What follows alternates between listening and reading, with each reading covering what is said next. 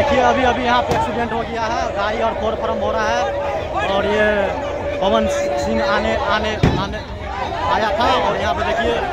शिला मंडल के कफिला में ऐसे मतलब यहाँ पे रोक दिया गया है गाड़ी को, वही जाम हो चुका है। वीडियो बने